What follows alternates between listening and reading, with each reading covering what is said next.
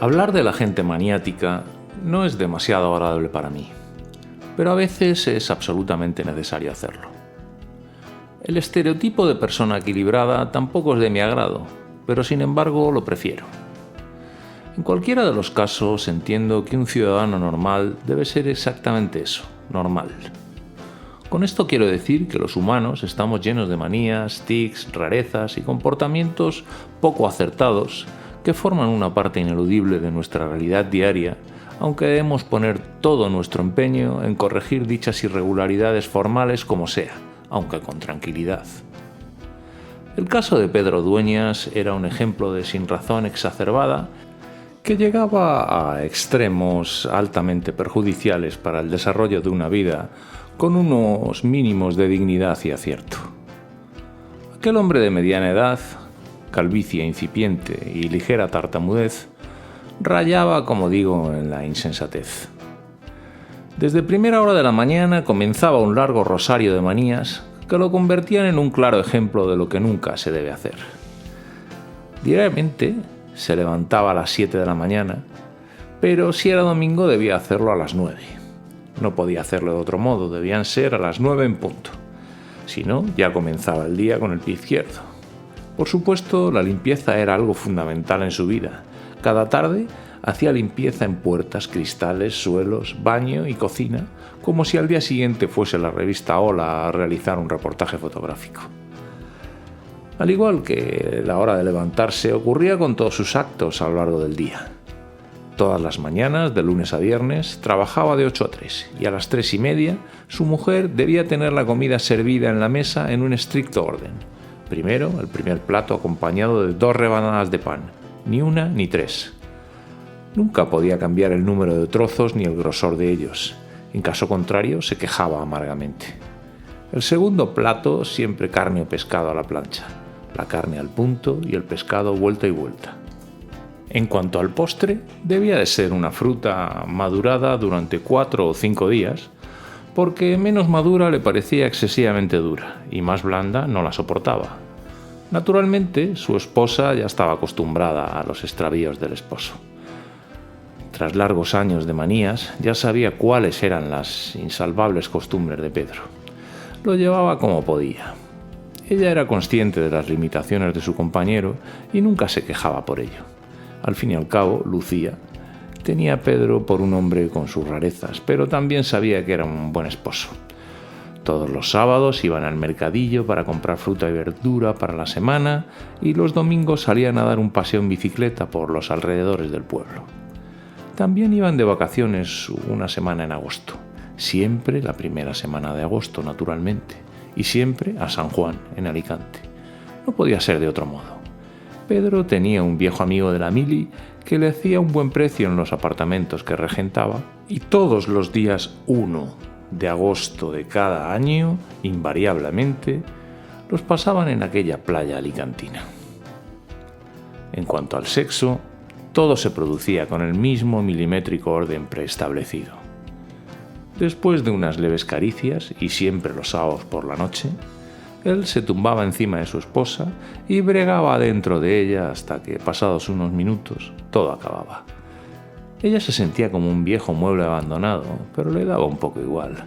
Había sido criada en una recia educación provinciana que no le permitía hacer muchos comentarios al respecto. Sería una falta de respeto a su hombre, claro. Por otro lado, pasado el tiempo, ambos se convirtieron en 2 personajes reacios a los cambios. Dicen que 2 que duermen en el mismo colchón se vuelven de la misma condición, y creo que en este caso el refrán llevaba toda la razón. Ella comenzó su vida junto a Pedro con unas costumbres poco llevadas por los tiempos y los horarios y con una cierta relajación, pero cuando el tiempo pasó, también se dejó llevar por los usos y formas del marido. Si al principio se duchaba cuando lo consideraba oportuno, ahora ya lo hacía a las 8 de la tarde justo después de Pedro.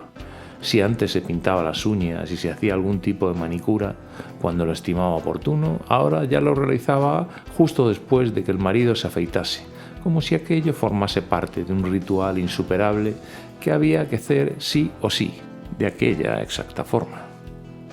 Los martes, jueves y domingo Pedro visitaba a su anciana madre, pero no podía ser antes de las 7:30 y la visita debía terminar a las 9:30 ni un minuto después de esa hora. Lo cierto era que aquella forma de comportamiento se debía esencialmente a la férrea educación recibida durante toda su vida por la madre, doña Secundina, una beata de 85 años que se conservaba en un estado de salud envidiable gracias al dominio que ejercía sobre Pedro y el resto de sus hermanos, que lograban que aquella tremenda señora mantuviese una moral excelente con respecto a los dominios psicológicos sobre sus vástagos. El resto de hermanos eran una copia de Pedro. El hermano mayor, Félix, trabajaba como profesor en un colegio de primaria y tenía fama de no quitarse el chándal del Real Madrid ni aunque fuese el día del juicio final. Era un hombre a punto de jubilarse, que dedicaba su vida entera a coleccionar soldaditos de plomo, a los que sacaba brillo cada día y con los que incluso hablaba mientras hacía relucir aquellos trajes de indio o vaquero. Su mujer era una modista del pueblo que pasaba las jornadas cosiendo como si no hubiese un mañana y con el objeto de ahorrar para cualquier bagatela que luego desdeñaba con el tiempo sin apenas acordarse de la compra. En cuanto a su otro hermano, Manuel, el pequeño de la familia, trabajaba como ayudante en una tienda de comestibles en la que empezó cuando niño y en la que acabaría sus días como trabajador con 67 años, 2 pinzamientos en la espalda y una soltería nunca abandonada. Así era la familia Dueñas. Por lo que respecta a su forma de pensar y sentir, Pedro era un hombre riguroso en cuanto a la política. Pensaba que todos eran unos mangantes y unos aprovechados dignos de la cárcel o el paredón.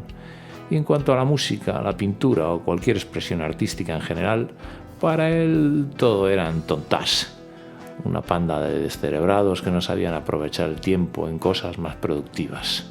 Para él, todo lo que no fuese ganar dinero era una perfecta estupidez.